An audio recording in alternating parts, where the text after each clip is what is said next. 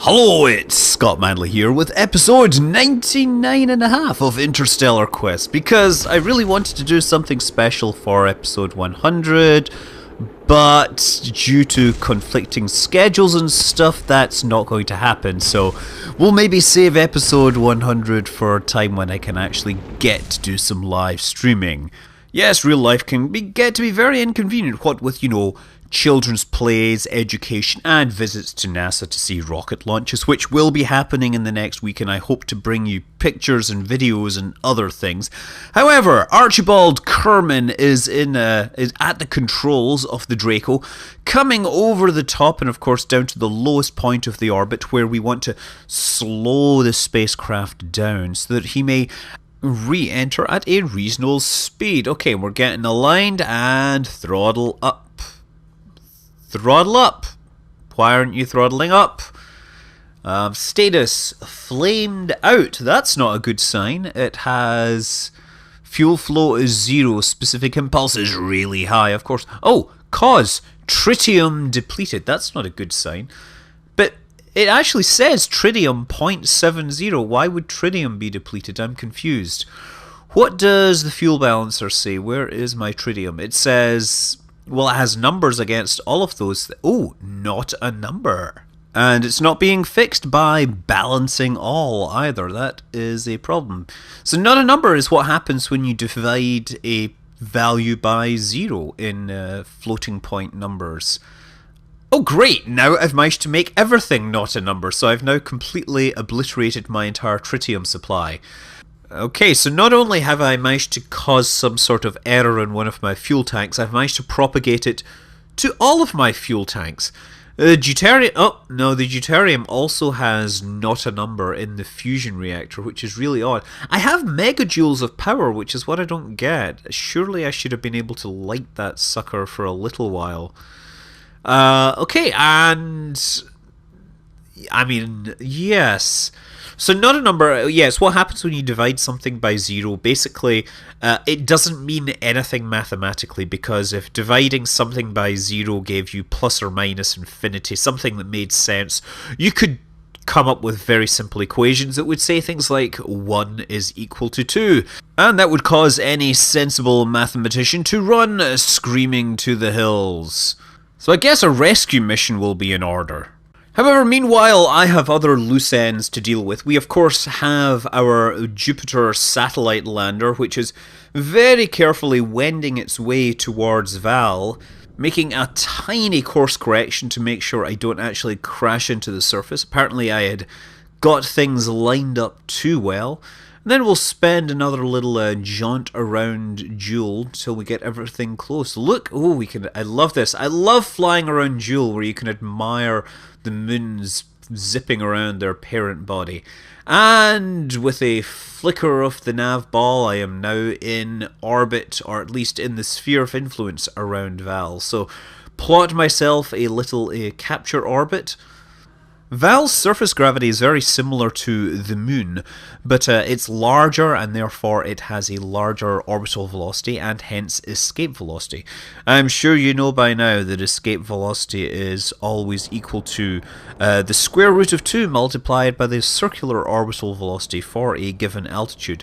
But before we go into a perfect circular orbit, we shall pause for a moment to get rid of some excess baggage, leaving it on this highly eccentric orbit. These fuel tanks are now no longer any good to me. They are to be abandoned and set off for their own course, their own path, which will ultimately, with a bit of rocketry wizardry, bring them down to the surface of Val at speeds exceeding 1 kilometer per second. But we say farewell to them for now.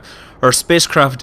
it's kind of disappointing that spacecraft doesn't look the way I expected it. Obviously that was supposed to be a giant radar dish, but it never unfurled correctly, and I'm too lazy to open up the save file and fix everything on that to make it work properly. Anyway, after a quick check of orbital parameters, it's decided that the odds of me actually getting anywhere near Valhenge is just 0, so I just figure out I'll go for the first daylight side that I can point it at. So I start my descent. Very carefully and very rapidly, just slowing down, bringing the spacecraft under control and committing a regular touchdown.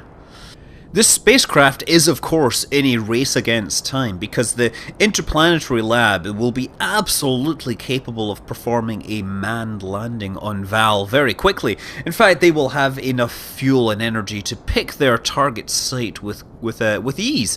So the team behind this spacecraft has decided to get the spacecraft down as quickly as possible so that they can claim some sort of first. If you remember, this is one of 4 probes that were designed with this, that followed this design, one of which is on its way to Elu, and one of which landed on Dres, and the last one has still to enter the sphere of influence of Joule. The final one will probably head over to Paul, because that's one which has not been touched, and that will leave the Interplanetary Lab to pay a visit to Tylo.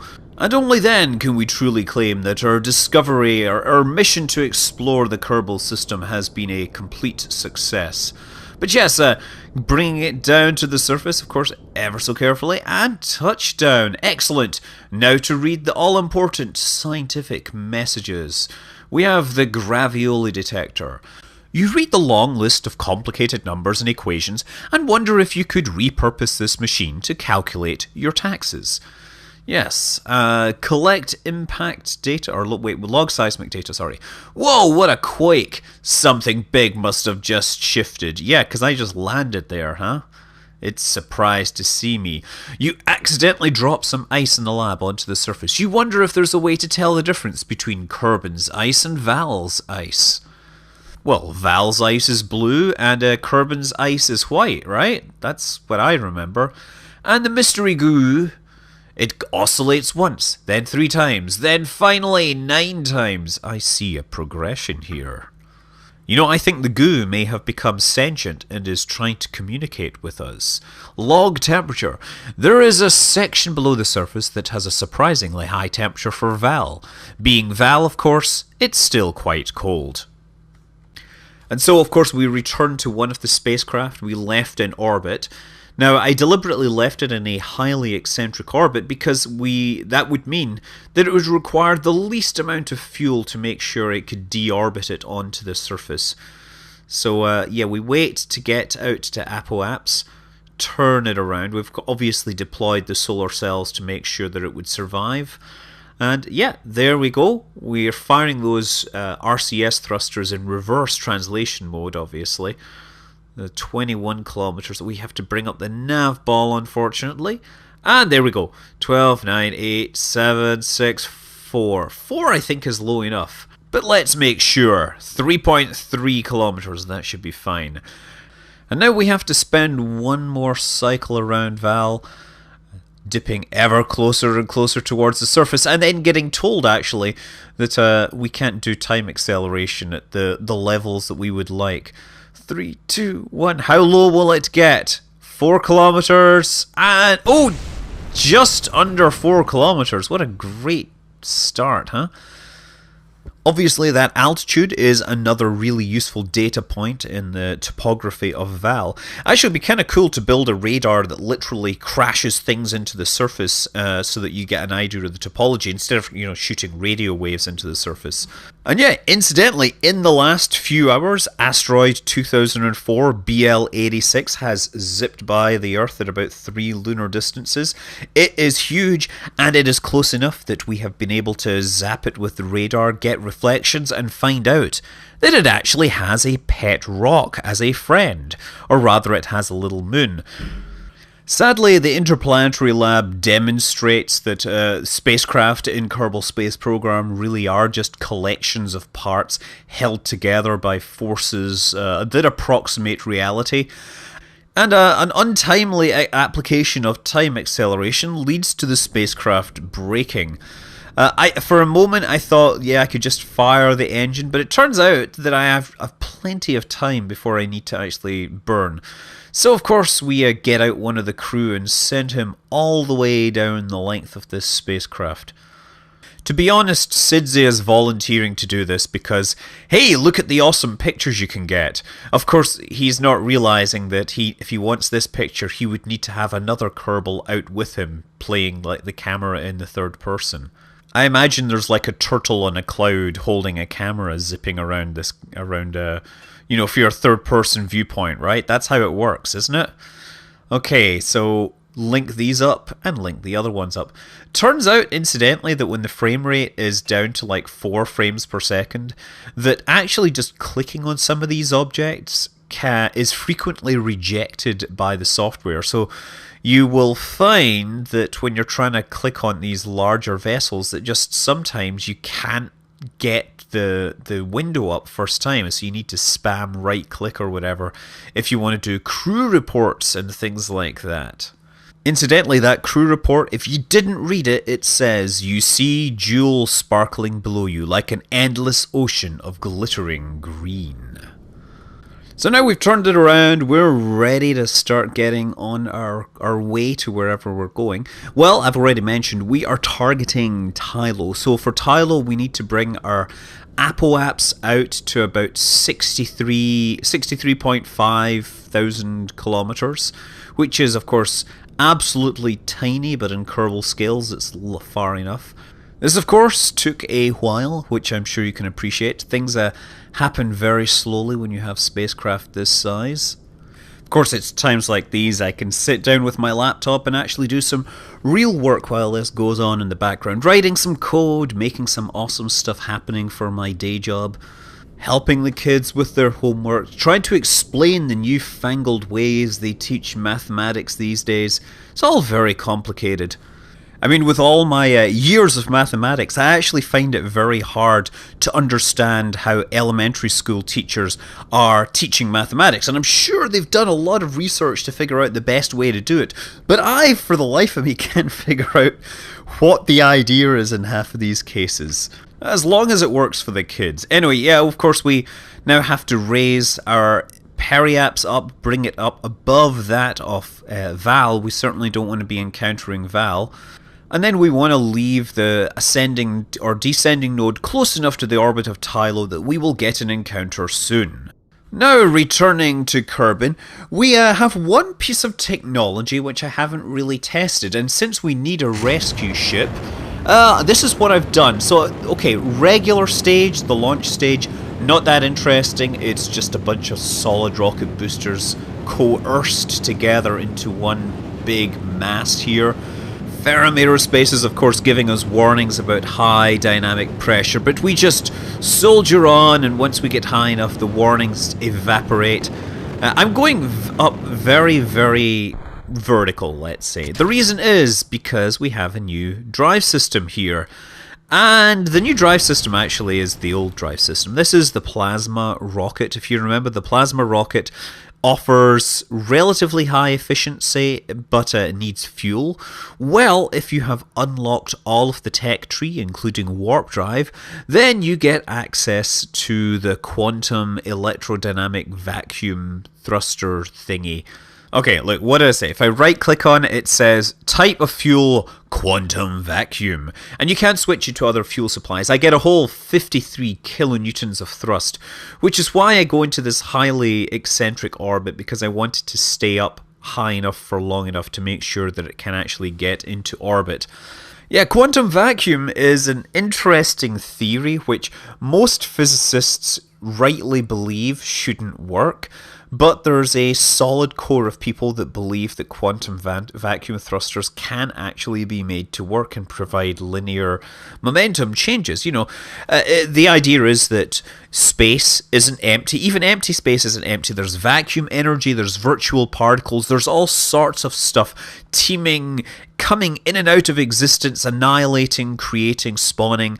And if you could just push against this background, then surely you can push a spacecraft along. So there's a whole bunch of interesting mechanisms, some of which claim to have been tested and worked, and would be great if they would do that, but or they would be great if they could verify this, but so far nobody has produced a verified system that has been verified by multiple third parties and vetted and things like that. So the jury is definitely still out on quantum vacuum thrusters, but it would be really cool if they actually worked.